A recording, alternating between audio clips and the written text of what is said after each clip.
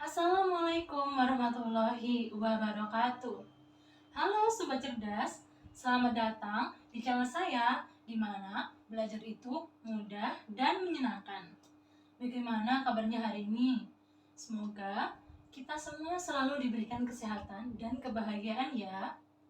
Hari ini kita akan belajar mengenai pidato, tentunya pada materi Bahasa Indonesia kelas 8.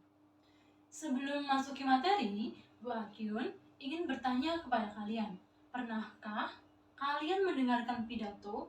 Dan pidato siapakah yang kalian dengarkan? Ayo, coba tulis jawaban kalian di kolom komentar ya. Baik, kalau sudah, mari kita bahas bersama ya. Apa sih itu pidato? Pidato adalah bentuk komunikasi lisan yang disampaikan seorang kepada khalayak tertentu dengan tujuan menyampaikan informasi, ide, pandangan, atau argumentasi. Pidato ini biasanya disampaikan pada acara penting seperti acara kelulusan sekolah, peresmian acara, atau peringatan hari kemerdekaan dan masih banyak lagi. Sobat cerdas, ketika kita belajar tentang pidato, ternyata penting untuk mengetahui macam-macam salam pembuka ya. Ketika berpidato, kita diperbolehkan untuk menggunakan satu salam pembuka sampai dengan 5 salam pembuka. Nah, ini contoh salam pembuka pidato. Yang pertama, Assalamualaikum warahmatullahi wabarakatuh untuk yang beragama Islam. Yang kedua, salam sejahtera untuk yang beragama Kristen dan Katolik.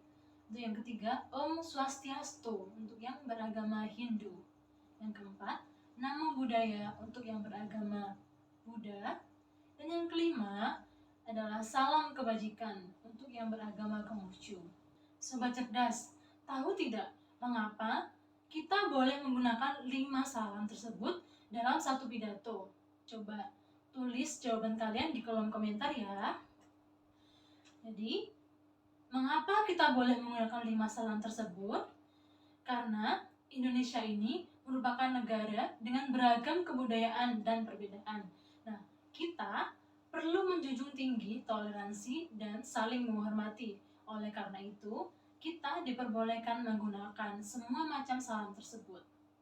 Baik, selanjutnya mari kita simak pidato singkat berikut bersama-sama ya.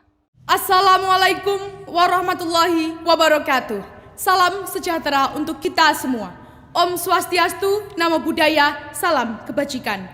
Yang terhormat Bupati Kendal Bapak Diko Ganinduto Bachelor of Science, yang saya hormati Kepala Dinas Pendidikan dan Kebudayaan Kabupaten Kendal Bapak Wahyu Yusuf Ahmadi SSTP MSI, serta teman-teman satu bangsa, satu bahasa, dan satu tanah air.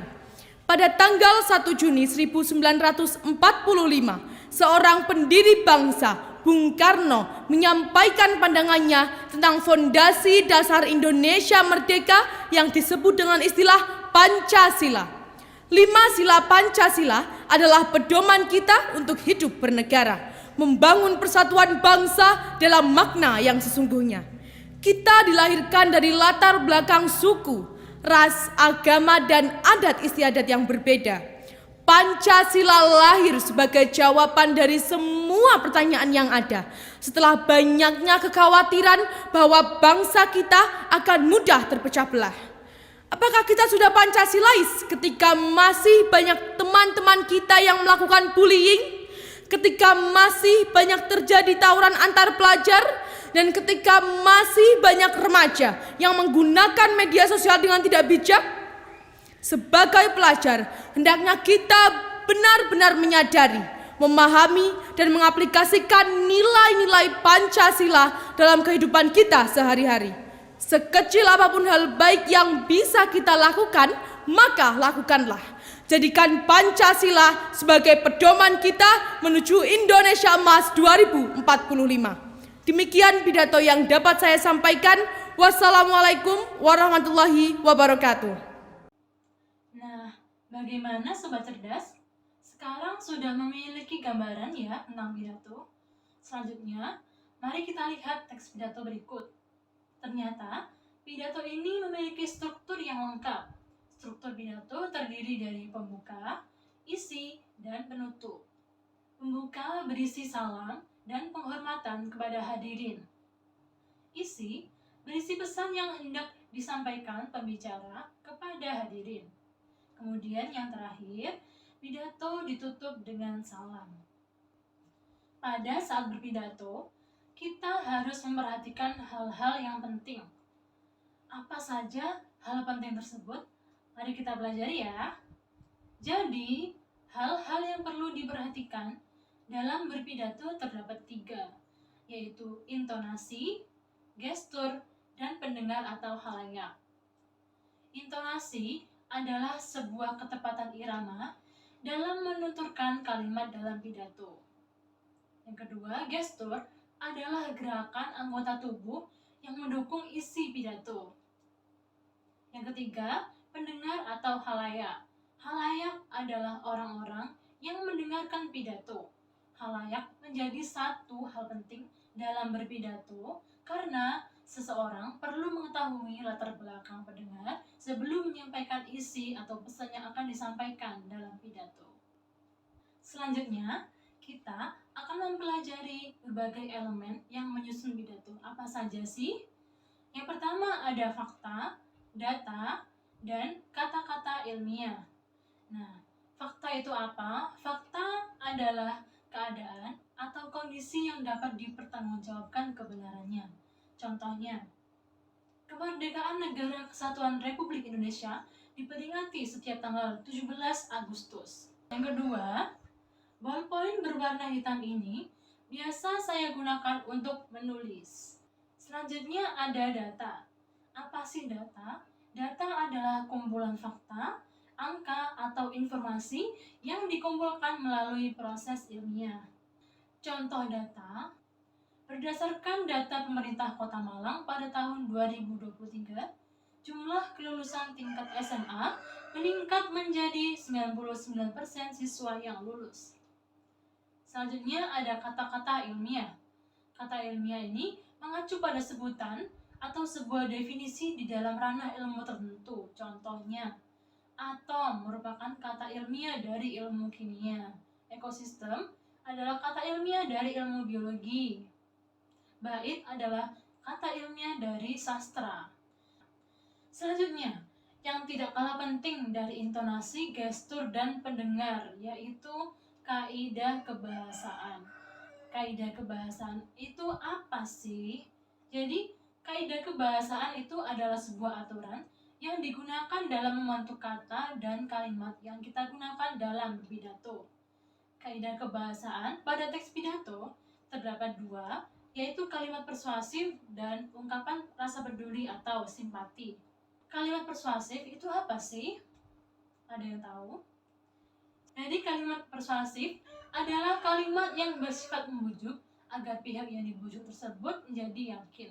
Dalam pidato, kalimat persuasif umumnya ditandai dengan penggunaan kata mari dan ayo. Contohnya, marilah kita melatih diri untuk disiplin dalam membuang sampah. Lalu yang kedua ada ungkapan peduli atau simpati. Ungkapan peduli atau simpati dalam sebuah pidato ditujukan kepada manusia, binatang, tumbuhan, maupun lingkungan. Contohnya, saya prihatin dengan kondisi sungai di desa Sukamundur yang dipenuhi sampah. Selanjutnya, kita akan membahas metode berpidato. Siapa di sini yang pernah merasa grogi saat harus berbicara di depan umum? Jangan khawatir, kalian tidak sendirian kok. Yuk, kita pelajari metode berpidato yang efektif agar pidato kalian jadi lebih percaya diri dan mengena di hati pendengar. Metode dalam berpidato ada 4. Yang pertama, pidato impromptu, yaitu pidato yang dilakukan secara spontan dan tiba-tiba.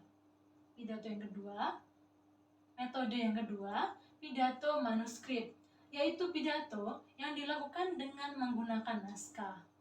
Yang ketiga, ada pidato memoriter, pidato yang disampaikan dengan cara menghafal kata per kata dan kalimat per kalimat. Yang keempat, pidato extempore, Pidato yang disampaikan dengan menyiapkan garis-garis besar topik yang akan disampaikan. Selanjutnya, ada langkah-langkah menulis pidato. Langkah-langkah dalam menulis pidato ada 5. Yang pertama, memilih topik.